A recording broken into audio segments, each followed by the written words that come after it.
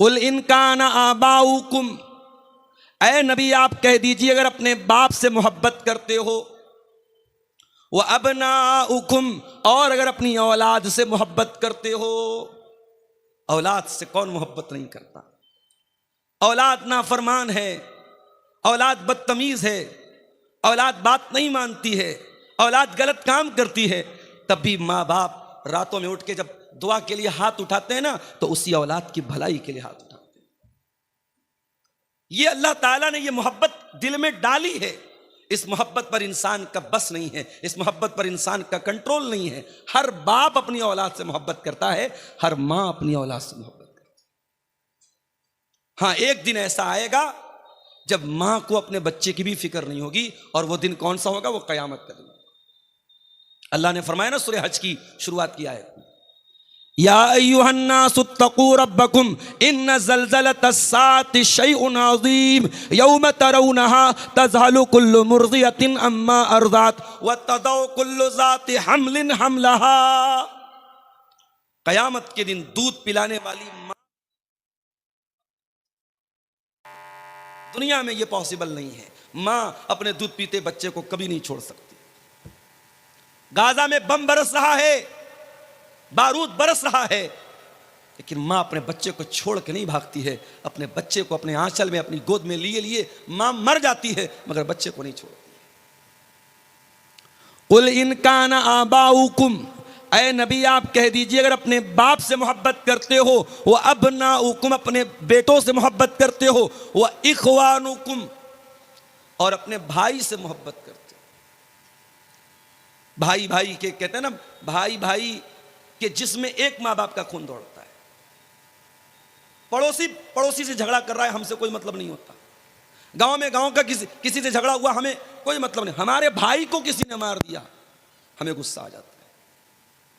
हमारे भाई को किसी ने गाली दे दी, हमें गुस्सा आ जाता है। ये गुस्सा क्यों आता है? ये अल्लाह ताला ने मोहब्बत डाली है भाई की, भाई के दिल। अगर तुम अपने भाइयों से मोहब्बत करते हो, वह अज़वाजुकुम, और अगर तुम अपनी बीवियों से मोहब्बत करते हो। शादी के बाद शौहर और बीवी की मोहब्बत भी बड़ी अनमोल मोहब्बत है मेरे भाई। ये वो मोहब्बत नहीं है जो किसी रेस्टोरेंट में, किसी पार्क में, किसी फेसबुक और व्हाट्सएप के चैटिंग में तैयार हुई है। यह मोहब्बत निकाह के जरिए तैयार हुई है। यह अल्लाह ने मोहब्बत डाली है। शौहर के दिल में बीवी की मोहब्बत, बीवी के दिल में शौहर की मोहब्बत। और एक बात बोलूं, शौहर बीवी के बीच में अगर मोहब्बत नहीं है तो यह रिश्ता नहीं चल सकता। यह रिश्ता तभी चलेगा जब एक दूसरे की मोहब्बत होगी। अगर मोहब्बत नहीं है तो मशीन की तरह यह रिश्ता चलेगा। शौहर आएगा, अपनी जरूरत पूरी करेगा, बीवी अपना हक अदा करेगी, बस काम खत्म। दिल का दिल से कोई कनेक्शन नहीं होगा जब तक दिल में मोहब्बत ना हो एक दूसरे की।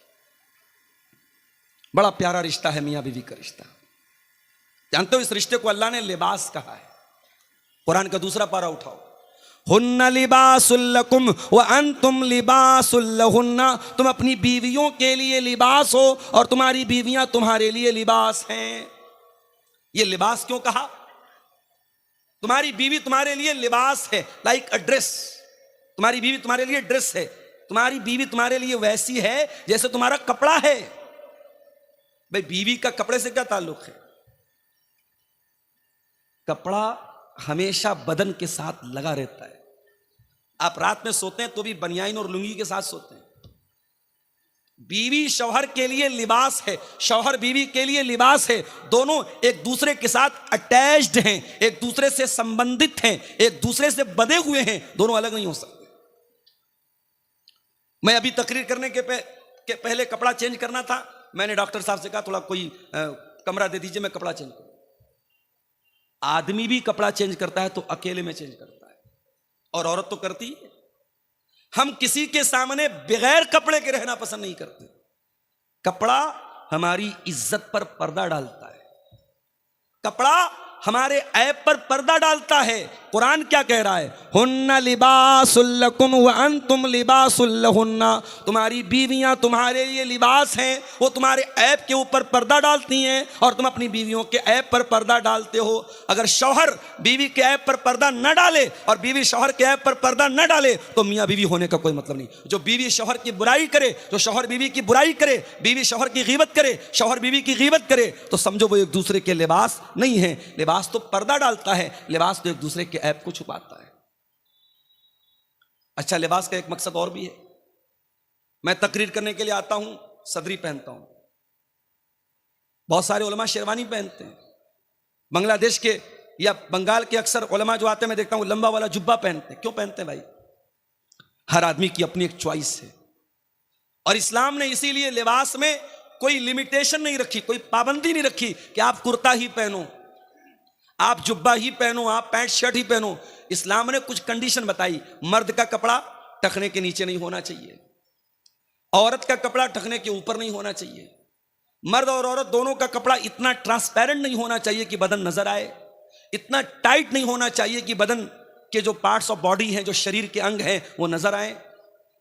तो शरायत बताई हैं, लेकिन इस्लाम ने किसी लिबास की पाबंदी नहीं की है कि यही लिबास आपको पहनना है। हमारे मऊ में, बनारस में लुंगी चलती है। मऊ के कितने उलमा मद्रास गए, हैदराबाद गए, दुनिया के कोने कोने में वही लुंगी पहन के चले गए। उनका लिबास है, उनकी ड्रेस है। तो लिबास हमारी पहचान होती है। अल्लाह फरमा रहा हुन्ना लिबासुल लकुम, तुम्हारी बीवियां तुम्हारा लिबास है। जिस तरीके से तुम कपड़ा पहन करके अपने आप को सजाते हो, संवारते हो, तुम कपड़ा पहन करके अपने आप को सुंदर बनाते हो, अपने आप को अट्रैक्टिव बनाते हो, अपने आप को आकर्षक बनाते हो। तुम्हारी बीवियां भी तुम्हारी जिंदगी को आकर्षक बनाती हैं, तुम्हारी जिंदगी को सुंदर बनाती हैं और तुम उनकी जिंदगी को सुंदर बनाते हो। जिंदगी की खूबसूरती है ये रिश्ता। इसलिए अल्लाह कह रहा है, अगर तुम अपनी बीवी से मोहब्बत करते हो, बाप हो गया, औलाद हो गई, भाई हो गया, बीवी हो गई। उसके बाद फरमाया वाशीरतुकुम, और अगर तुम अपने खानदान से, अपनी बिरादरी से, अपने कबीले से मोहब्बत करते हो। आपके यहां शेरशाबादी बिरादरी है, बहुत अच्छा मुझे लगता है जब मैं ये देखता हूं। एक इत्तेहाद है। अभी किसी नेता के बारे में मैंने सुना कि उन्होंने शेरशाबादी बिरादरी के बारे में कुछ उल्टा सीधा बोला। सारी एसोसिएशन, जो शेरशाबादी एसोसिएशन है, वो खड़ी हो गई कि नहीं साहब, गलत बोला गया। होना चाहिए अपनी कौम के लिए, अपनी बिरादरी के लिए ये यूनिटी होनी चाहिए। झारखंड के इलाकों में जाता हूं, पाकुड़, साहिबगंज, गोड्डा का इलाका एक तरफ से पूरे अंसारियों का इलाका है, अंसारी कौम है वहां पे। बंगाल में आप चले जाएं, वहां बहुत सारे लोग अपने नाम के साथ शेख लिखते हैं, शेख लोगों का इलाका है। तो बिरादरी का होना कोई खराब बात तो नहीं है। खराब बात क्या है? इंसान अपनी बिरादरी पर फख्र करे और दूसरी बिरादरी को हकीर समझे। अल्लाह ने फरमाया वाशीरतुकुम, अगर तुम्हें अपनी बिरादरी के ऊपर, अपने खानदान के ऊपर अगर तुम्हें मोहब्बत, तुम उससे मोहब्बत करते हो तो कोई मसला नहीं, कोई प्रॉब्लम नहीं है, कर सकते हो। खानदान और बिरादरी की मोहब्बत नेचुरल है। उसके बाद फरमाया व अमवालुन इक़्तरफ़्तुमूहा, और वो माल जिसको तुम कमा कमा करके, मेहनत कर करके कमाते हो, लाते हो, अगर तुम अपने माल से मोहब्बत करते हो तब भी कोई प्रॉब्लम नहीं है।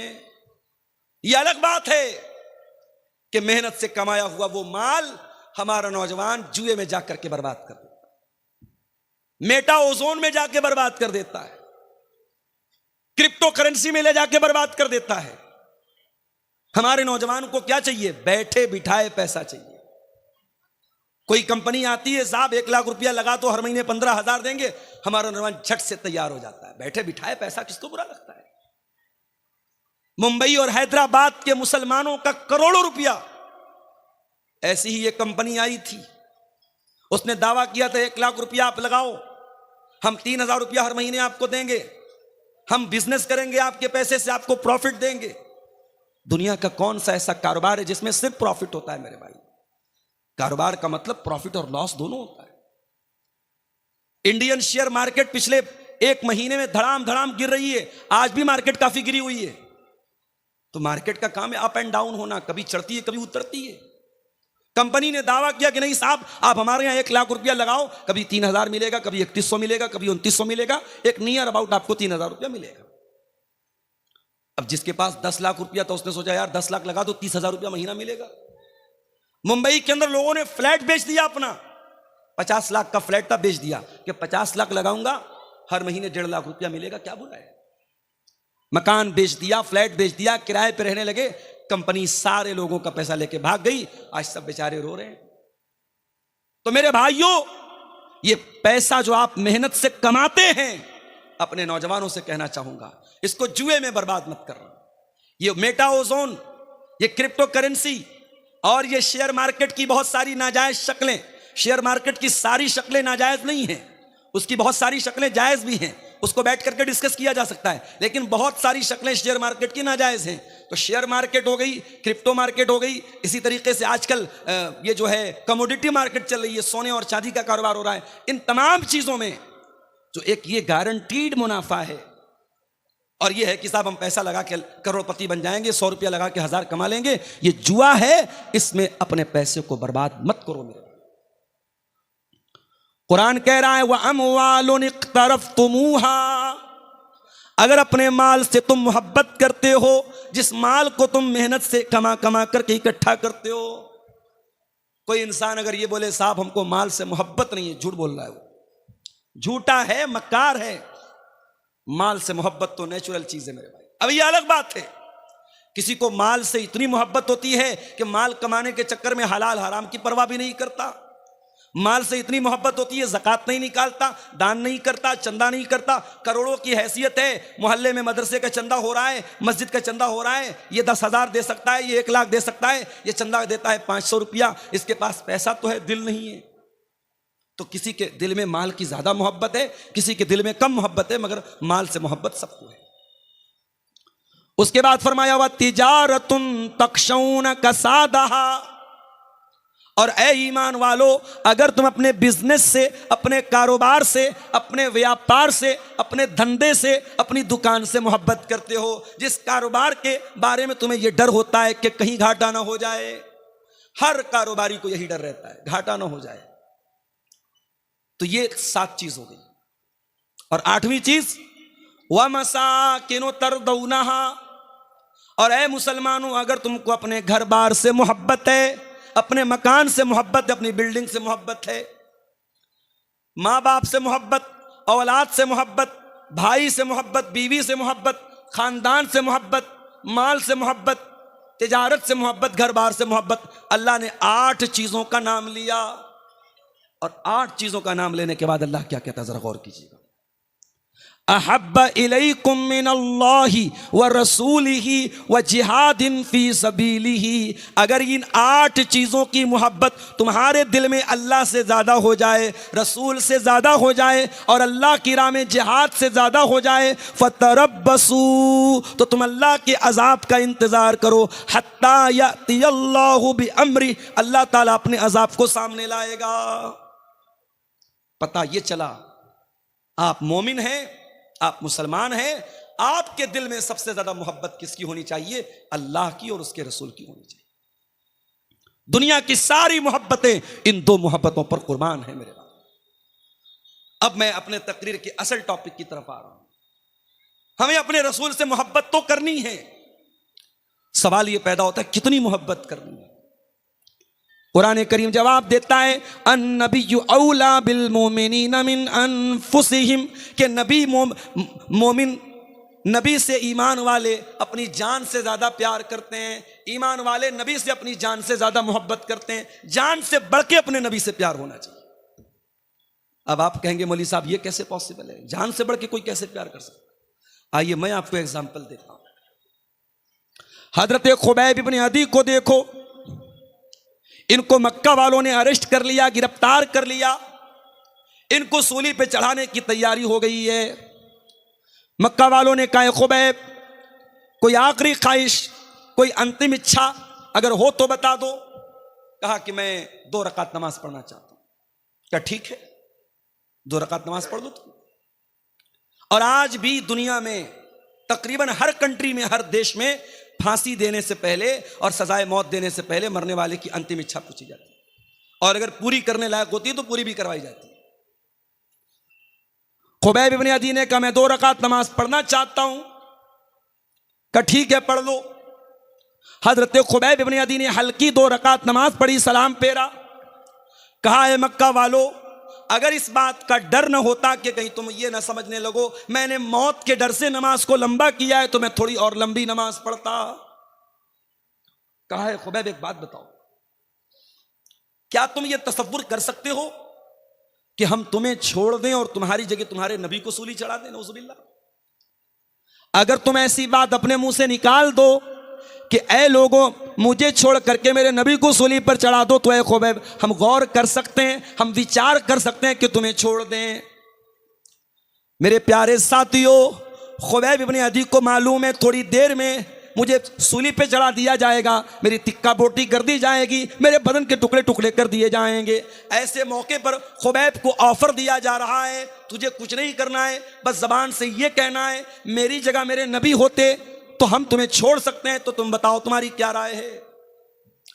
खुबैब बिन अदी कहते हैं कि ऐ जालिमों, तुम मेरी जगह मेरे नबी को सूली पे चढ़ाने की बात करते हो, मैं तो यह भी गवारा नहीं करूंगा कि मेरी जान बच जाए और मेरे नबी के पांव में कांटा भी चुभोया जाए। तुम मेरी जगह मेरे नबी को सूली पे चढ़ाने की बात कर रहे हो? अरे ये तो बहुत दूर की बात है। खुबैब तो ये भी गवारा न करेगा कि खुबैब की जान को बख्श दिया जाए, खुबैब को रिहा कर दिया जाए और बदले में खुबैब के नबी के पांव में कांटा चुभोया जाए। अल्लाह अकबर। ये थी मोहब्बत, ये थी मोहब्बत। अन नबिय्यु औला बिल मोमिनीन मिन अनफुसिहिम, ईमान वाले अपने नबी से अपनी जान से ज्यादा प्यार करते हैं। हजरत बिलाल को देखो मेरे भाइयों, नौजवान भाइयों, अपनी स्मार्टनेस पर, अपनी खूबसूरती पर, अपने हैंडसम होने पर, अपने गोरे गोरे रंग पर नाज करने वाले भाइयों और बहनों, अल्लाह ने अगर आपको खूबसूरत बनाया है, बहुत अल्लाह का शुक्र अदा करो, मगर याद रखो खूबसूरती ये अल्लाह के यहां कोई काम आने वाली चीज नहीं है। अल्लाह के यहां आपकी शक्ल सूरत ये मैटर नहीं करती है। अल्लाह के यहां आपका अमल मैटर करता है, आपका कैरेक्टर मैटर करता है, आपका अकीदा मैटर करता है। बड़े स्मार्ट है, बड़े हैंडसम है, दुनिया में कोई देखता है बड़ी तारीफ करता है, यार ये बंदा बड़ा खूबसूरत लगता है, ये लड़की बड़ी खूबसूरत है। दुनिया वालों के कॉम्प्लीमेंट हासिल करने के लिए, दुनिया वालों की तारीफ हासिल करने के लिए, अपने गोरे गोरे रंग पर नाश करने वालों, अपनी गोरी चमड़ी पर नाश करने वालों, बिलाल कोई गोरा तो न था, बिलाल कोई हैंडसम तो न था, बिलाल कोई स्मार्ट तो न था, बिलाल का रंग काला था।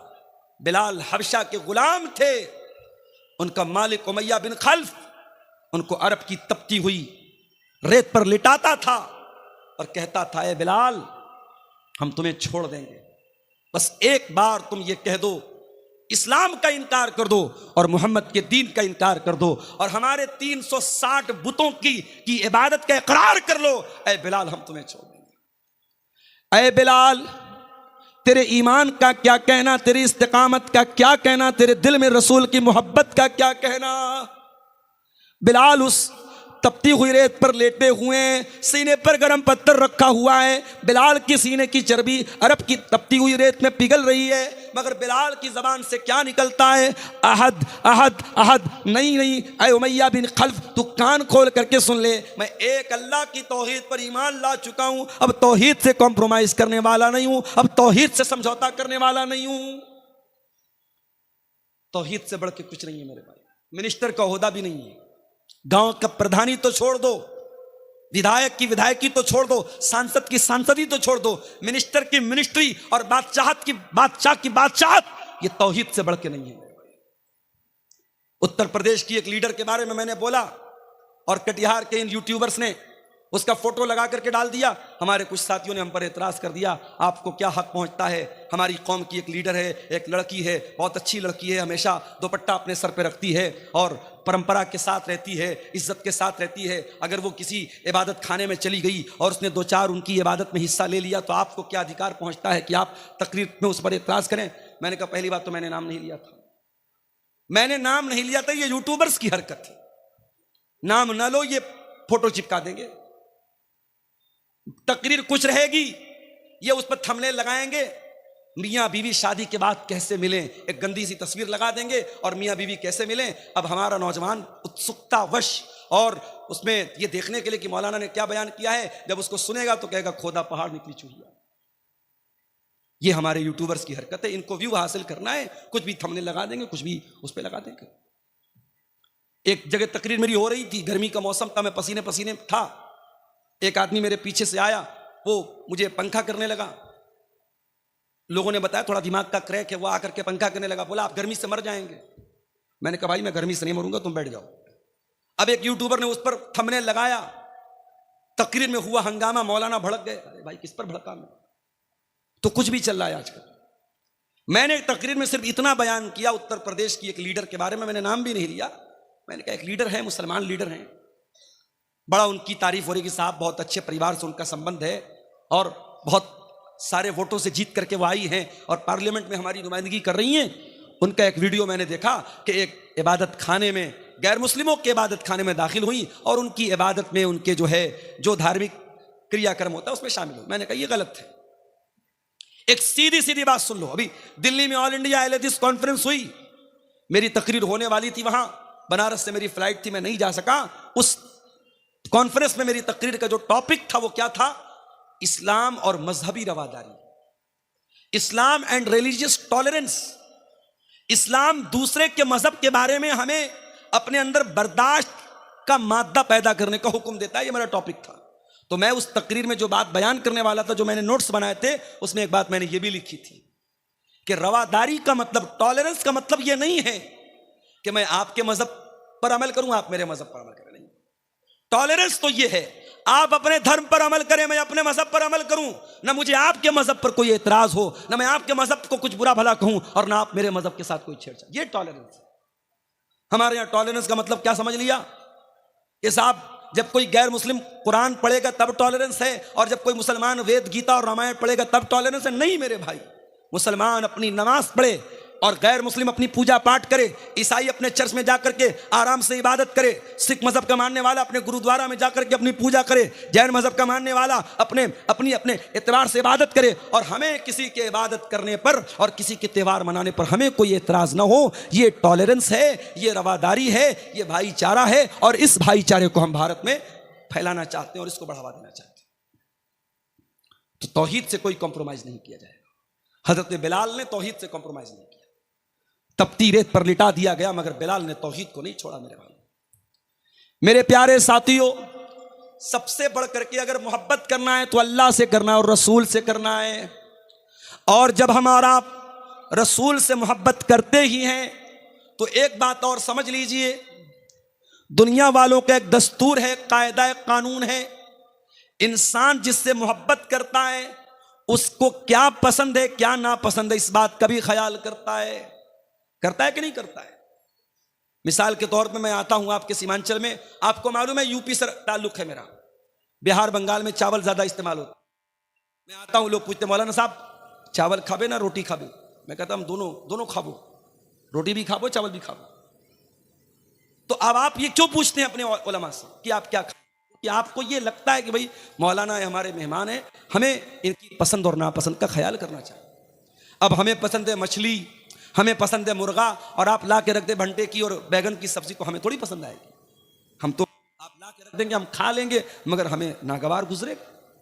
तो जब हम नबी का कलमा पढ़ते हैं और नबी से मोहब्बत करते हैं तो क्या हमें और आपको यह जानना नहीं चाहिए कि हमारे नबी को क्या पसंद था और क्या नापसंद था।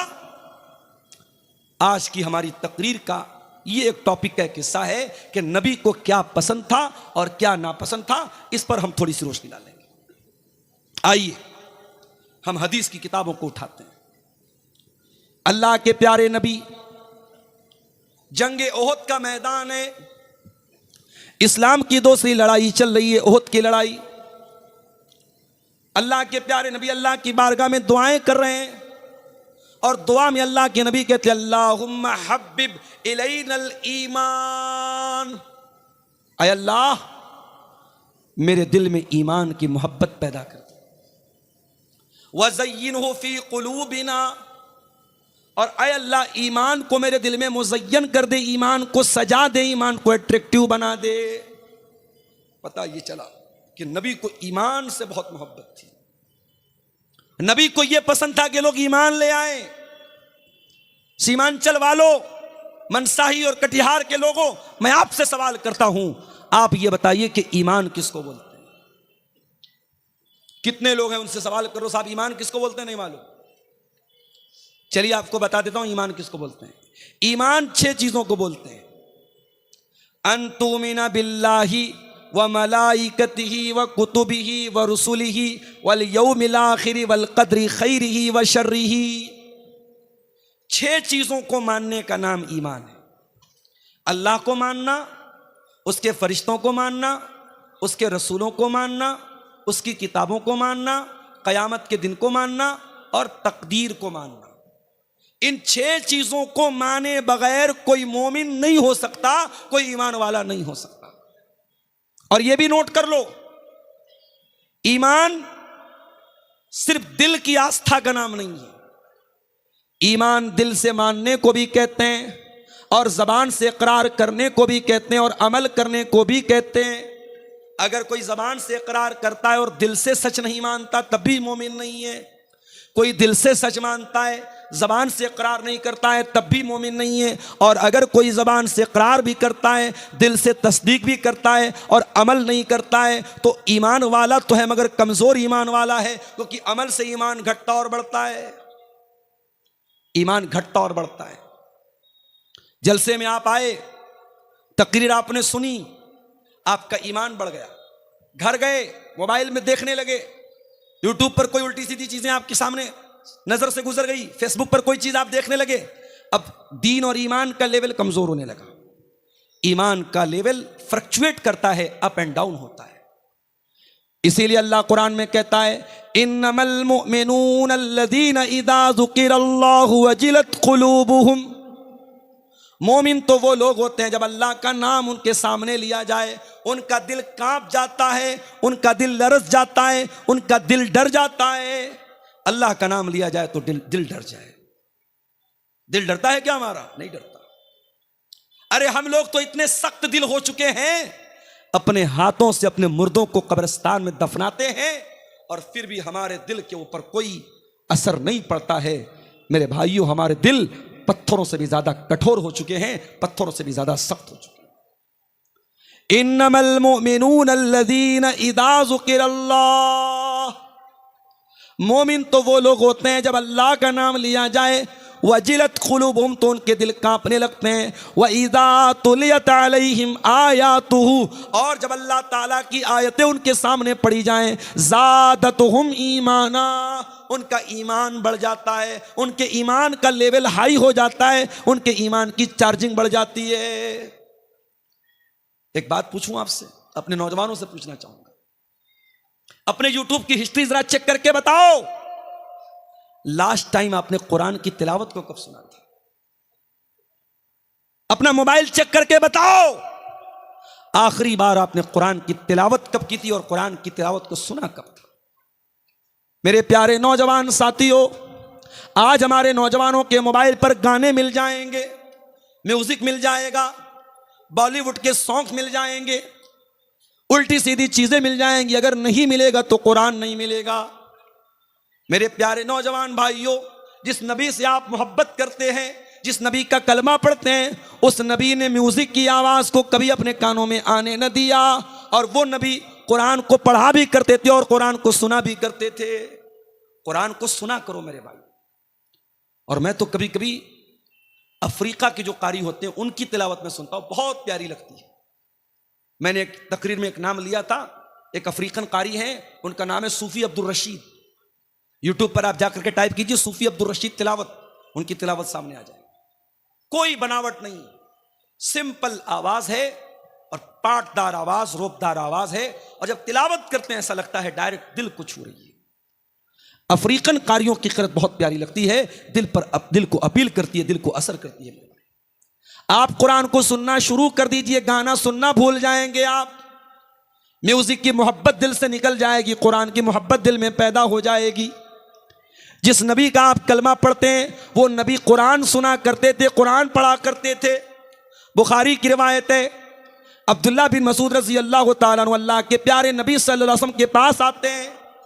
अल्लाह के नबी कहते हैं, अब्दुल्ला इक़रा अलैयल कुरान, मुझे कुरान पढ़ के सुनाओ। हजरत अब्दुल्ला ने कहा, मैं आपको कुरान पढ़ के सुनाऊं? अय अल्लाह के रसूल, आपके ऊपर तो कुरान उतरा है, कुरान नाजिल हुआ है, मैं आपको कैसे पढ़ के सुनाऊं? आपने फरमाया, अय अब्दुल्ला, मैं दूसरे के मुंह से सुनना चाहता हूं। हजरत अब्दुल्ला बिन मसूद बहुत प्यारा कुरान पढ़ते थे। अभी दिल्ली में ऑल इंडिया अहले हदीस कॉन्फ्रेंस में जो मदीना के इमाम आए थे, शेख अब्दुल्ला अल बुआई जान, उन्होंने नमाज पढ़ाई दिल्ली में। अल्लाह अकबर, कितनी प्यारी आवाज। इस वक्त हरम के जो नए इमाम आए हैं मक्के में, रमजान के लास्ट में मैं गया तो इत्तेफाक से एक दिन तरावी की नमाज मैंने उनके पीछे पढ़ी। उनका नाम है शेख बदर तुर्की। अल्लाह अकबर, क्या कुरान पढ़ते हैं। शेख सऊद अश-शुरैम की कमी को पूरा करने का काम कर रहे हैं शेख बदर तुर्की, बहुत ही प्यारा कुरान पढ़ते हैं। आवाज अच्छी हो, और आवाज अच्छी आवाज में कोई कुरान पढ़े मेरे भाइयों, तो इंसान का दिल बेदार हो जाता है, इंसान की रूह सरशार हो जाती है। अब्दुल्ला बिन मसूद बहुत अच्छा कुरान पढ़ते थे। प्यारे नबी ने फरमाया कि अय अब्दुल्ला इक़रा अलैयल कुरान, मुझे कुरान पढ़ के सुनाओ। हजरत अब्दुल्ला सूरह निसा की तिलावत करने लगे। सूरह निसा की तिलावत करने वाले अल्लाह के नबी गौर से सुन रहे हैं। पढ़ते पढ़ते हजरत अब्दुल्ला सूरह निसा की आयत नंबर 31 के ऊपर पहुंचे। फ़कैफ़ इज़ा जिना मिन कुल्लि उम्मतिन बिशहीद, ऐ नबी, उस वक्त आपका क्या हाल होगा जब हर उम्मत में से हम एक गवाह लाएंगे। वजीना बिका अला हाउलाई शहीदा, और हम आपके ऊपर आपको गवाह लाए। जब इस आयत पर पहुंचे अब्दुल्ला बिन मसूद, कहते अल्लाह के नबी ने फरमाया, हस्बुक अलान, आए अब्दुल्ला रुक जाओ, बस करो। कहते मैंने नजर उठा के देखा, फ़इज़ा आईना तज़रीफ़ान, अल्लाह के प्यारे नबी की दोनों आंखों से आंसू बह रहे थे। अल्लाह के नबी रो रहे थे। क्यों रो रहे थे? जिम्मेदारी का एहसास था आपके कंधे पर। आपको इस बात का एहसास था कि इतनी बड़ी जिम्मेदारी मेरे कंधे पर डाली जाएगी। माफ करना मेरे भाइयों, आज हमारे अंदर कमी है किसी चीज की, तो जिम्मेदारी के एहसास की कमी है। जलसा कराने वालों से कहना चाहूंगा, बहुत अच्छा काम करते हैं आप। कोई जलसे की कमेटी का सदर है, कोई सेक्रेटरी है, कोई खजांची है। मैं कहीं प्रोग्राम में जाता हूं, लोग बड़े फख्र से कहते हैं, शेख साहब मैं जलसे का नाजिम हूं, मैं जलसे का सदर हूं, मैं मदरसे का नाजिम हूं। लोग फख्र करते हैं, लोग नाज करते हैं। मैं कहता हूं मेरे प्यारे भाइयों, अल्लाह ने आपको जिम्मेदार बनाया है, इस जिम्मेदारी पर फख्र मत किया करो, इस जिम्मेदारी को निभाने की कोशिश किया करो। आपके इसी कटिहार के इलाके में जलसा हो रहा है, और जलसे का बहुत बड़ा गेट लगाया जा रहा है, और एक तरफ मौलाना जर्जीस साहब की और एक तरफ मेरी बड़ी बड़ी फोटो उस गेट पर लगा करके पूरी दुनिया में उसको पब्लिश किया जा रहा है। क्यों? लोग तो हमसे सवाल करते हैं। मेरे पास फेसबुक पर, व्हाट्सएप पर सैकड़ों लोगों ने सवाल किया कि आप क्यों नहीं मना करते। आज गेट लग रहा है, कल स्टैचू बनना शुरू हो जाएगा। बुराइयां इसी तरीके से मेरे भाइयों, बुराइयां जब शुरू होती हैं ना, बहुत छोटी शक्ल में होती हैं, फिर वो धीरे धीरे अंडे देती हैं, बच्चे देती हैं। पहले आपके कटिहार में जलसे नहीं होते थे, फिर धीरे धीरे जलसों के पोस्टर में, इश्तिहार में फोटो डालने का सिस्टम आया। मुझसे लोग फोटो मांगते हैं, जलसा कमेटी के लोग, मैं कहता हूं नहीं, मैं फोटो नहीं दूंगा। मगर आज के जमाने में फोटो हासिल करना कौन सा मुश्किल काम है। आप गूगल पे अब्दुल गफ्फार सलफी लिखे, बहुत फोटो आ जाएंगे आपके सामने। फोटो ले लिया लोगों ने, लेके पोस्टर पे डाल दिया। अब लोग तो मुझसे पूछते हैं, अब्दुल गफ्फार साहब आपने क्यों परमिशन दी, कोई जा। मैंने कहा भाई मैं मना करता हूं, मगर ये जलसे वाले माने तब तो। और अभी आपके इसी इलाके में एक प्रोग्राम होने वाला है, और बड़े बड़े गेट पर कद आदम साइज का हमारा और मौलाना जर्जीस साहब का फोटो लगा दिया लोगों ने। अब साहब वो लोग मुझसे पूछ रहे हैं कि आप लोग मौलवी हैं कि नेता हैं, क्या है आप। जिम्मेदारों से कहना चाहूंगा, जलसे की कमेटी के लोगों से कहना चाहूंगा, आप कोई राजनीतिक प्रोग्राम नहीं करते हैं, कोई पॉलिटिकल प्रोग्राम नहीं है। आप एक रिलीजियस फंक्शन, एक धार्मिक आयोजन, एक मजहबी प्रोग्राम करते हैं। और जब मजहबी प्रोग्राम करते हैं तो मजहब के दायरे में रह करके काम कीजिए। मैं हर तकरीर में बोल रहा हूं, सीमांचल के जलसों में पाई जाने वाली खराबियों पर शायद, मैं दावा तो नहीं करता हूं, शायद जितना मैंने बोला है शायद किसी दूसरे वक्ता ने, किसी दूसरे मुकर्रिर ने बोला होगा। ये औरतों का जमघट, ये लड़कियों का सड़कों पर लाइन लगा करके एक दूसरे के सामने खड़ा होना, ये औरतों का लड़कियों का बैठ करके खरीदारी करना, ये जवान लड़कियों का सच संवर करके प्रोग्राम में आना, मैंने हर बात को लेकर के टोका है, मना किया है, इतराज किया है। मगर वो कहावत है, भैंस के आगे बीन बजाओ भैंस खड़ी पगुराए, भैंस की तरह हम और आप हो चुके हैं मेरे भाई। जिम्मेदार हो तो ये जिम्मेदारी आपके गर्दन पर एक बहुत बड़ी अमानत है। इस अमानत के बारे में सोचो मेरे भाई। जलसा करा रहे हो, जलसे के अंदर कोई ऐसा काम न हो कि कल कयामत के दिन अल्लाह आपसे पूछे कि तू जलसे का सदर था, तू जलसे का सेक्रेटरी था, तू कमेटी में था, तूने ये काम क्यों होने दिया। और मैं ये भी बता दूं, मुझे मालूम है 500 लोग 1000 लोग जलसे में आते हैं, इसमें ज्यादातर लोग इंटरटेनमेंट करने आते हैं, मनोरंजन करने आते हैं। किसकी तकरीर कैसी थी, बंगला वक्ता कैसा बोला, उर्दू वक्ता कैसा बोला, अब्दुल गफ्फार साहब कैसा बोले, फला साहब कैसा बोले, बस वो इसी मकसद के लिए आते हैं। मगर मैं ये भी जानता हूं इन हजारों लोगों की भीड़ में शायद अल्लाह मेरी तकरीर को सुन करके किसी एक बंदे को हिदायत दे दे। वल्लाह मैं नहीं जानता कि इस मैदान में मैं जो भी मेहनत कर रहा हूं, ये मेहनत अल्लाह के कबूल होगी कि नहीं। कल रात में उत्तर प्रदेश में सिद्धार्थनगर में प्रोग्राम था, नेपाल बॉर्डर के करीब, बनारस से 300 किलोमीटर दूर। वहां मैं दोपहर में क्लास करता हूं, बाई कार वहां रात में 10 बजे पहुंचता हूं, रात में 1 बजे वहां से तकरीर करने के बाद उसी कार से बनारस वापस आता हूं, सुबह 7:30 बजे घर पहुंचता हूं, फिर बैग लेता हूं, मदरसे जाता हूं, मदरसे बच्चों को पढ़ाता हूं, फिर मदरसे से डायरेक्ट आपके बिहार के लिए निकल जाता हूं। मुझे पूरी रात बिस्तर नसीब नहीं हुआ मेरे पास। मैं ये नहीं कहता कि मैं बहुत कुर्बानी दे रहा हूं, लेकिन जो मेहनत हो रही है हमें नहीं मालूम कि अल्लाह इसको कबूल करेगा। हम तो दुआ कर सकते हैं, उम्मीद कर सकते हैं मेरे भाई।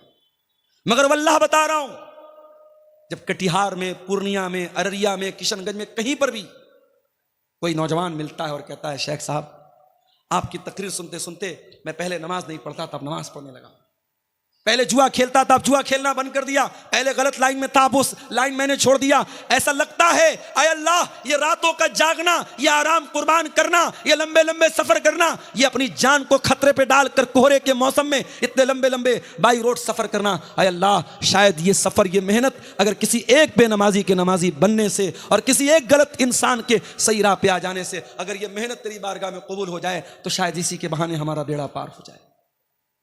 मेरे प्यारे भाइयों, जिम्मेदारी बहुत बड़ी चीज है। अल्लाह के प्यारे नबी के सामने कुरान पढ़ा गया, आप रोने लगे, क्यों? क्योंकि कयामत के दिन आपके सामने वो जो जिम्मेदारी होगी, उस जिम्मेदारी को याद करके अल्लाह के प्यारे नबी रोने लगे और आपकी आंखों से आंसू बहने लगे।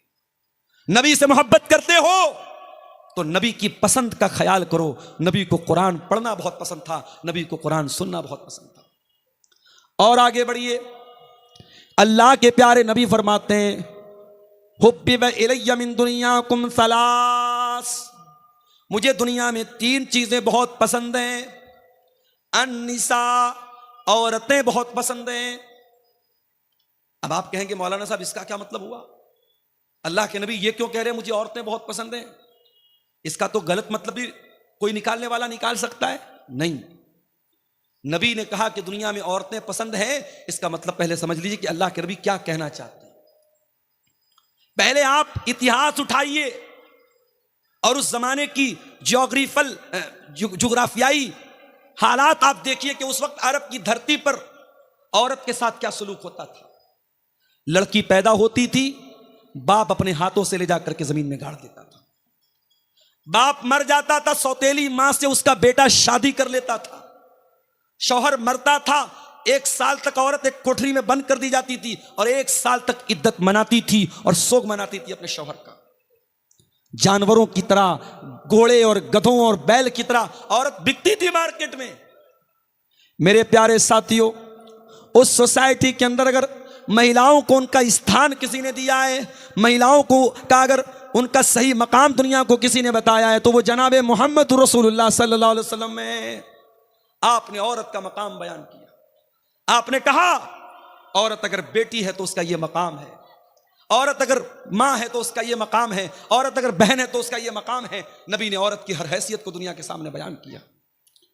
इसलिए अल्लाह के नबी कह रहे मुझे दुनिया में औरतों की मोहब्बत मेरे दिल में डाली गई है। औरत पर अत्याचार हो, औरत पर जुल्म हो, औरत को मारा जाए, औरत को पीटा जाए, यह मेरे नबी को पसंद नहीं है।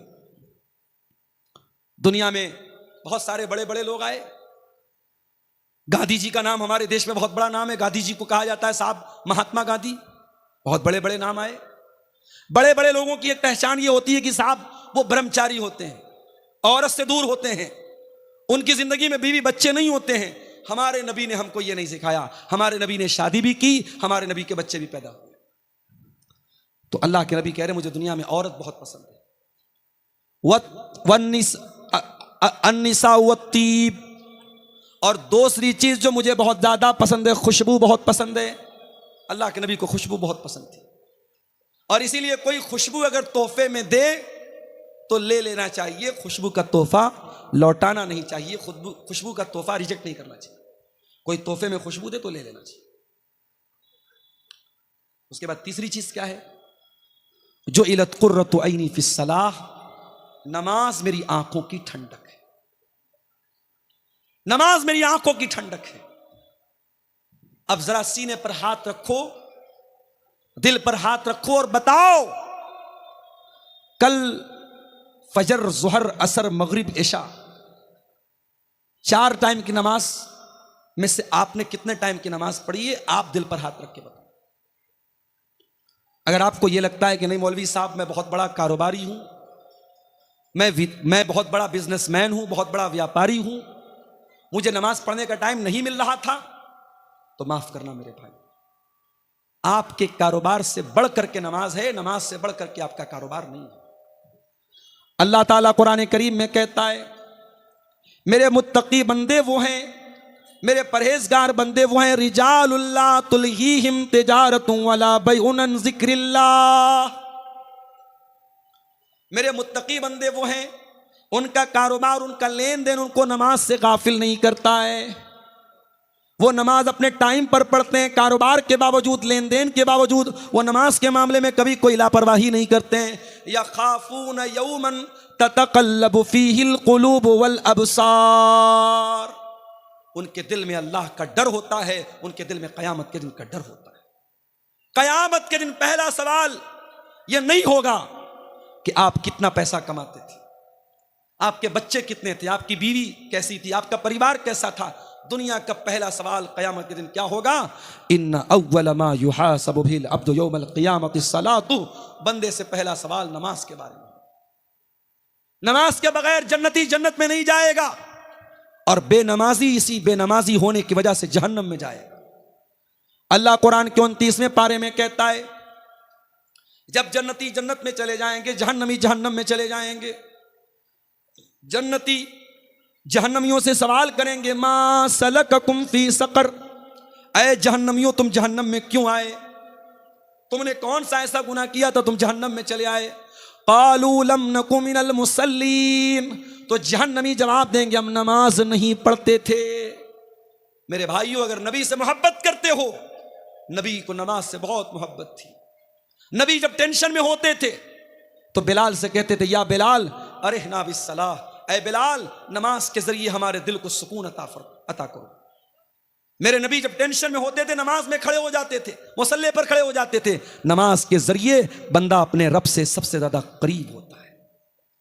मेरे नौजवान भाइयों, जिनको जॉब नहीं मिल रही है, जो गवर्नमेंट जॉब के लिए एग्जाम दे करके बैठे हैं और रिजल्ट के इंतजार में हैं, जो IAS की तैयारी कर रहे हैं, जो IPS की तैयारी कर रहे हैं, जो UPSC की तैयारी कर रहे हैं, जो BPSC की तैयारी कर रहे हैं, जो नीट के एग्जाम की तैयारी कर रहे हैं, दुनिया की कोई भी टेंशन हो, आओ अल्लाह की बारगाह में सजदा तो करो, अल्लाह के आगे अपना सर तो झुकाओ, अपने रब से सजदे में मांग लो जो मांगना है। और खास तौर से रात में अगर टाइम मिले तो तहज्जुद की नमाज पढ़ लो मेरे भाइयों, और तहज्जुद की नमाज में सजदे में मांग लो अल्लाह से जो मांगना है। इंशाअल्लाह आपकी दुआ कबूल होगी। अक़रब मा यकूनुल अब्दु मिन रब्बिही व हुवा साजिद, बंदा अपने रब से सबसे ज्यादा करीब अगर होता है तो सजदे की हालत में होता है। और आगे बढ़िए, अल्लाह के नबी को एक चीज और बहुत ज्यादा पसंद थी, और वो चीज क्या थी? शर्म व हया बहुत ज्यादा आपको पसंद थी। एक मर्तबा एक औरत आपके पास आई औरत का नाम था फातिमा बिनते उकबा। वो बैत लेने के लिए आई। उसने आकर के, पर्दे के उस पार औरत है, इस पार अल्लाह के नबी हैं। वो कहती है अल्लाह के नबी मैं बैत करती हूं। नबी ने कहा बैत करो। वो कहती है मैं बैत करती हूं। आपने कहा बैत करो, अल्लाह के साथ शिर्क नहीं करोगी। उसने कहा हम अल्लाह के साथ शिर्क नहीं करेंगे।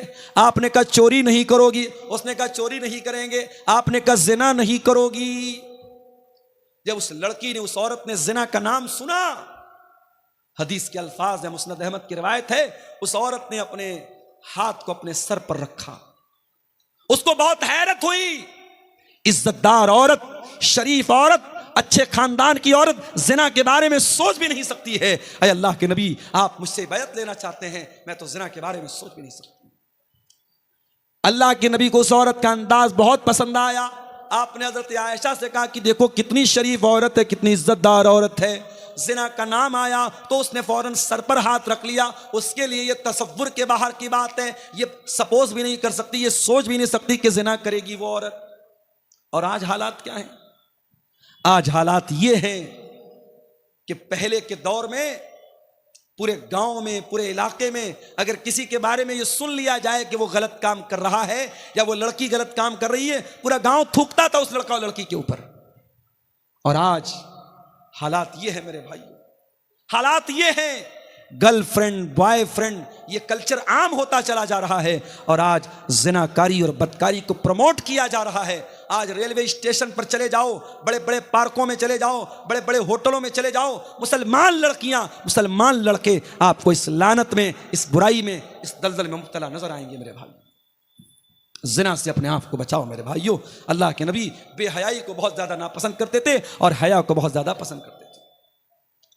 और आगे बढ़िए, अल्लाह के नबी को एक चीज और बहुत ज्यादा पसंद थी, और वो चीज ये थी कि अल्लाह के प्यारे नबी कभी किसी को ना नहीं करते थे। सखावत बहुत करते थे अल्लाह के नबी, बहुत सखी थे आप। बहुत पैसे वाले तो नहीं थे, बहुत दौलत वाले तो नहीं थे, मगर जितना अल्लाह ने नवाजा था आप अल्लाह की राह में खर्च कर देते थे। अपने इंतकाल से एक दिन पहले अल्लाह के नबी ने अपने सारे हथियार मुसलमानों को दे दिए। जो भी तीर थे, तलवार थे, सब मुसलमानों को हिबा कर दिए, दे दिए। आपके घर में 7 दीनार रखे हुए थे, आपने उन 7 दीनारों को सदका खैरात कर दिया। अपने लिए कोई जमीन ना इकट्ठा की, अपने लिए कोई जायदाद ना बनाई, कोई प्रॉपर्टी ना बनाई। एक मर्तबा एक साहबी ने आपके कीमती चादर लाके दे दी। उस वक्त अल्लाह के नबी को उस चादर की जरूरत भी थी और आपको वो चादर बहुत पसंद भी थी। आपने उस चादर को अपने बदन पे ओढ़ लिया। एक दूसरे साहबी आए, कहने लगे अल्लाह के नबी अगर आप बुरा ना माने तो ये चादर मुझको दे दें। सहाबा इकराम को बहुत बुरा लगा कि अल्लाह के नबी को उस चादर की ज़रूरत भी है और अल्लाह के नबी को वो चादर पसंद भी है, और सहाबी जानते हैं कि अल्लाह के नबी किसी को ना नहीं करते, फिर भी वो चादर मांग रहे हैं। उन्होंने कहा अल्लाह के नबी अगर आप मुझे अपनी ये चादर दे दें तो बड़ा अच्छा होगा। नबी ने अपने बदन की वो चादर उतारी और सहाबी को दे दी। जैसे ही नबी ने साहबी को चादर दे दी, साहबी ने चादर को चूम लिया। कहा अल्लाह के नबी मैं ये चादर ओढ़ने के लिए नहीं मांग रहा था, मैं ये चादर पहनने के लिए नहीं मांग रहा था। चूंकि ये चादर आपने ओढ़ी है, आपकी बॉडी से ये चादर टच हुई है, आपके बदन पर ये चादर ओढ़ी गई है, मैं चाहता हूं कि जब मैं इंतकाल कर जाऊं, जब मैं दुनिया से चला जाऊं, मेरे कफन में इस चादर को इस्तेमाल किया जाए, मेरे कफन में इस चादर को यूज किया जाए। मगर मसला याद रखिएगा, नबी के बदन को अल्लाह ताला ने बरकत वाला बनाया था और नबी के बदन से तबर्रुक हासिल सहाबे किराम करते थे। अब किसी ऐरे गहरे नत्थु खैरे आज के दौर के किसी आलिम, किसी इमाम, किसी पीर, किसी बुजुर्ग को यह अधिकार नहीं है कि उसके बदन को लोग बरकत वाला समझें और उसके बदन का उतरा हुआ कपड़ा उसको लोग बरकत वाला समझ के पहने। इसकी इजाजत नहीं है। यह चीज नबी के साथ खास थी, सहाबा के साथ खास थी। सहाबा नबी के बदन को बरकत वाला समझते थे और नबी ने उनको मना भी नहीं किया। बाद में किसी के इंसान के लिए इसकी परमिशन नहीं दी। तो नबी को कंजूस लोग पसंद नहीं थे। एक साहबी अल्लाह के नबी के पास आए, बहुत मैला कुचैला कपड़ा पहने हुए थे, बड़ा फटा पुराना कपड़ा पहने हुए थे। आपने पूछा अलका मिन माल, क्या तेरे पास मालो दौलत है, पैसा है, रुपया है? कहा अल्लाह के नबी बहुत पैसा है, इतने ऊंट है, इतने गाय, इतने बैल, इतने बकरियां हैं। आपने फरमाया जब इतने पैसे वाला तू है तो ये फटा पुराना कपड़ा क्यों पहन के आया है? ऐ मेरे सहाबी, जब अल्लाह ताला तुमको कोई नेमत देता है तो अल्लाह ताला ये चाहता है कि वो नेमत तुम्हारे बदन पे नजर आए। कुछ लोगों को मैंने देखा सरकारी नौकरी कर रहे हैं, मदरसे में, स्कूल में, 50,000 60,000 रुपया महीना तनख्वाह है, मगर उनकी नीयत में इतनी कंजूसी है 10 रुपये की चाय पिलाना भी उनके लिए बहुत मुश्किल है। और वो चाहे तो कार खरीद सकते हैं, मगर वो अपने घर से मदरसा या स्कूल साइकिल चला के जाते हैं। यानी एक इंसान 5,000 रुपया महीना कमा रहा है, उसके मुकाबले में ये 50-60,000 रुपया महीना कमा रहा है। इसका लाइफ स्टाइल और अच्छा होना चाहिए, मगर ये और कंजूस होता चला जाता है। याद रखो मेरे भाई, अगर अल्लाह ताला आपको नेमत देता है, अगर अल्लाह ने आपको दौलत वाला बनाया है, तो आपकी वेशभूषा से, आपके कपड़े से, आपकी ड्रेस से ये पता लगना चाहिए कि हाँ अल्लाह ने आपको नवाजा है। ये इस्लाम में कोई अच्छी चीज़ नहीं है कि आप पैसे वाले हैं और फटा पुराना मैला कुचैला कपड़ा पहने। इस बात की इस्लाम के अंदर अल्लाह के नबी ने इसको पसंद नहीं किया है। नबी ने पसंद क्या किया है? जब अल्लाह ताला ने आपको कोई नेमत दी है तो वह नेमत आपके ऊपर नजर आनी चाहिए। इसी तरीके से मेरे भाइयों, अल्लाह के नबी को एक चीज़ और बहुत ज़्यादा पसंद थी, और वो चीज़ ये थी कि आप आखिरत की नेमतों को पाना चाहते थे और दुनिया की नेमतों से बस ज़रूरत भर आप फ़ायदा उठाते थे। दुनिया से आप दिल न लगाते थे, दुनिया से बहुत ज़्यादा आप रिश्ता नहीं जोड़ते थे। इसकी 2-3 मिसालें आपके सामने बयान कर देता हूँ। अल्लाह के प्यारे नबी के पास एक मरतबा सहाबे किराम आते हैं, चटाई पर अल्लाह के नबी लेटे हुए हैं और चटाई के निशान आपके बॉडी के ऊपर, आपके शरीर के ऊपर पड़े हुए हैं। सहाबे किराम अपने नबी की ये हालत देख करके तड़प जाते हैं। सहाबे किराम कहते लवी तखज़ना लका वीतान या रसूल अल्लाह, अय अल्लाह के नबी आप हमको इजाजत दे दे, हम आपके लिए आराम दे, गद्दे का इंतजाम कर दे, बिस्तर का इंतजाम कर दें। आपने फरमाया माली वली दुनिया, ऐ मेरे सहाबा मेरा दुनिया से क्या लेना देना है? मा अना इल्ला कराकिबिन इस्तज़ल्ला तहत शजरतिन सुम्मा राह फतरकहा, ऐ मेरे सहाबा मैं तो दुनिया में उस मुसाफिर की तरह हूँ जो सफ़र पे निकला है और किसी पेड़ की छाँव में आराम कर रहा है और थोड़ी देर वो आराम करता है फिर अपनी मंजिल की तरफ चला जाता है। ऐ मेरे सहाबा ये दुनिया मेरे लिए वक्ती आराम करने की जगह है, ये दुनिया मेरी मंजिल नहीं है, ये मेरी आराम करने की जगह है, ये मेरा आखिरी ठिकाना नहीं है। ये अल्लाह के नबी का मिजाज था, ये अल्लाह के नबी की पसंद थी। और आगे बढ़िए, एक मरतबा हजरत उमर आते हैं अल्लाह के नबी के कमरे में। नबी का कमरा है, एक चटाई बिछी हुई है, एक लकड़ी का प्याला रखा हुआ है, किनारे थोड़ी सी जौ रखी हुई है, एक चमड़े का थैला है जिसमें पानी भरा हुआ है। यही नबी का पूरा कमरा है और यही नबी की कुल कायनात है। कोई फर्नीचर नहीं, कोई मसेरी नहीं, कोई गद्दा नहीं, कोई नर्म और नाजुक तकिया नहीं। नबी के कमरे में ये छोटी छोटी चीजें हैं। हजरत उमर फारूक की आंखों में आंसू आ जाते हैं, रोने लगते हैं और कहते हैं अल्लाह के नबी, कैसर और किसरा तो अपने अपने महलों में आराम से रहते हैं, आप तो अल्लाह के आखिरी नबी हैं, आप हम सबके चहेते हैं, हम सबके महबूब हैं और आप ऐसी ज़िंदगी गुजर कर रहे हैं। अय अल्लाह के नबी हम ऐसा होते हुए नहीं देख सकते, ये हमको ठीक नहीं लग रहा, ये हमको मुनासिब नहीं लग रहा। बादशाह, दुनिया के बादशाहों की आपके सामने क्या औकात है? कैसर और किसरा तो अपने महलों में आराम से रहते हैं और आप ऐसी मामूली चटाई पर लेटते हैं और ऐसी सिंपल जिंदगी आप गुजर करते हैं। आपने फरमाया ऐ उमर अमा तरजा अन तकूना लहुमुद दुनिया, ऐ उमर क्या तुम ये नहीं चाहोगे कि कैसर और किसरा को दुनिया का ऐशो आराम मिल जाए, दुनिया की नेमतें मिल जाएं, व तकूनु लना अल आखिरा, और तुम्हारे नबी को अल्लाह ताला आखिरत की नेमतों से नवाज दे। ऐ उमर तुम्हारा नबी दुनिया बनाने के लिए नहीं आया, तुम्हारा नबी आखिरत बनाने के लिए आया। मेरे भाइयों, उसी नबी का कलमा हम और आप पढ़ते हैं। हम और आप गौर करें, 24 घंटे को हम डिवाइड करें कि 24 घंटे में कितने घंटे हम दुनिया को देते हैं और कितने घंटे आखिरत को देते हैं। रात में बिस्तर पे सोने जाओ तो सोचो, बच्चों के लिए ये जमीन बना दिया, ये जायदाद बना दिया, ये कर दिया, वो कर दिया, बैंक में इतना बैलेंस बना दिया, इतना पैसा बीवी को दे दिया, इतना पैसा बच्चों के लिए बना दिया। कब्र की जिंदगी के लिए आपने क्या किया, आखिरत की जिंदगी के लिए आपने क्या किया, कयामत के दिन को अल्लाह की बारगाह में जवाब देने के लिए आपने क्या तैयारी करके रखी है। इसीलिए अल्लाह कुरान में कहता है, या अय्युहल्लज़ीना आमनुत्तकुल्लाह वलतंजुर नफ्सुम मा क़द्दमत लिग़द वत्तकुल्लाह। ऐ ईमान वालो, अल्लाह से डरो और हर इंसान गौर करे कि उसने कल के लिए क्या तैयारी की है। कल के लिए आपके पास क्या प्लान है, आखिरत के लिए आपके पास क्या प्लान है, कब्र की जिंदगी के लिए आपके पास क्या प्लान है। दुनिया में लोगों को खुश करने के चक्कर में हम हराम काम भी करते हैं। लड़की की शादी हो रही है, लड़के की शादी हो रही है। बनारस में भी एक शादी में मैंने शादी अटेंड की। जिस हॉल के अंदर शादी थी, जिस मैरिज लॉन के अंदर शादी थी, लोगों ने बताया कि 8 लाख रुपए का लॉन था। 8 लाख रुपया सिर्फ उस जगह का किराया था जहां पे वो शादी हो रही थी, वलीमा हो रहा था। और वलीमा में जो तरह तरह के खाने थे, 40 लाख रुपए का खाना था। उम्मत के कितने गरीब आज भूख से मर रहे हैं।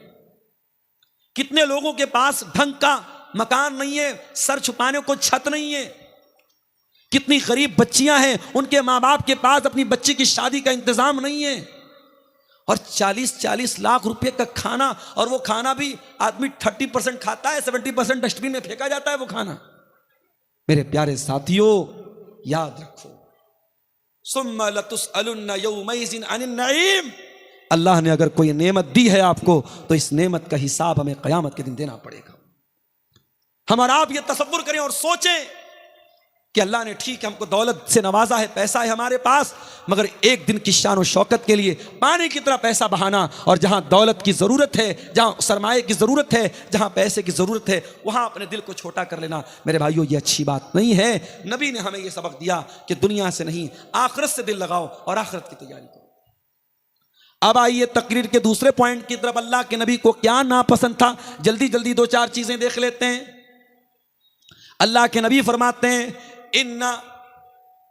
इन्ना अबग़ज़कुम इलैया व अबअदकुम मिन्नी मजलिसन यौमल क़ियामति अस्वउकुम अख़लाक़ा।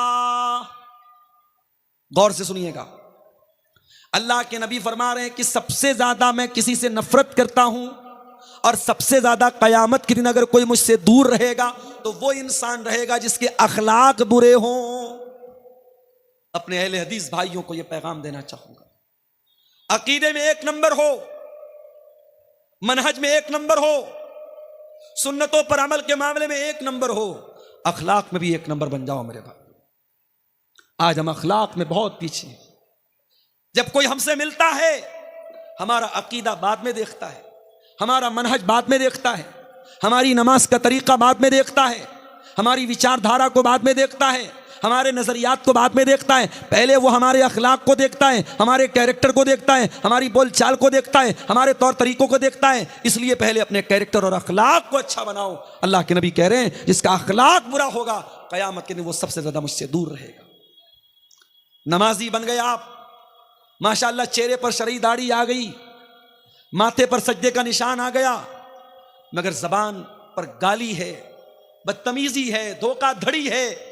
बड़ी दाढ़ी होने के बावजूद और माथे पर सजदे का निशान होने के बावजूद अगर आपका अखलाक गड़बड़ है, तो क़यामत के दिन मेरे प्यारे साथियों, हमें और आपको पछताना पड़ जाएगा। अल्लाह के नबी फरमाते हैं, मा मिन शैइन फिल मीज़ान अस्क़ल मिन हुस्निल खुलुक़। अल्लाह के मीज़ान अमल पर, अल्लाह के तराजू पर अगर सबसे भारी और सबसे वजनदार अगर कोई चीज़ होगी, तो वह इंसान के बेहतरीन अखलाक होंगे। अपने अखलाक को बेहतर बना लो, इंशाअल्लाह क़यामत के दिन आपकी नेकियों का पलड़ा भारी हो जाएगा और अल्लाह के मीज़ान अमल पर आप कामयाब हो जाओगे। नबी को एक और चीज बहुत ज्यादा नापसंद थी, और वो चीज थी यकरहु तफ़हुश। अल्लाह के नबी बेहयाई की बातों को नापसंद करते थे। बेहयाई की बातें, गंदी बातें, अश्लील बातें। नबी अपनी जबान से कभी गाली नहीं निकालते थे मेरे भाई। कभी गाली के जवाब में भी आपने गाली नहीं दी। कभी कोई प्राइवेट टाइप की बात आई, कभी मियां बीवी के बीच के रिश्ते की बात आई, तो नबी ने वहां पर भी बहुत ही हल्के अल्फाज इस्तेमाल किए। अपनी ज़बान को आपने आलूदा नहीं होने दिया। उस नबी की हम उम्मती हैं। हम और आप भी अपने आप को अश्लीलता से बचाएं, अपने आप को बेहयाई से बचाएं। आज हमारे नौजवानों का बहुत बड़ा मसला यही है मेरे भाइयों, चाहे वो नौजवान लड़के हो चाहे वो लड़कियां हो।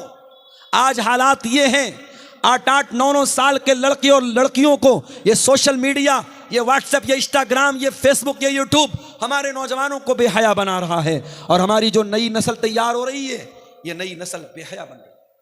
ये वक्त के पहले बालिग हो रही है, ये टाइम के पहले एडल्ट हो रही है, और ये हर एतबार से शर्म हया से दूर हो रही है।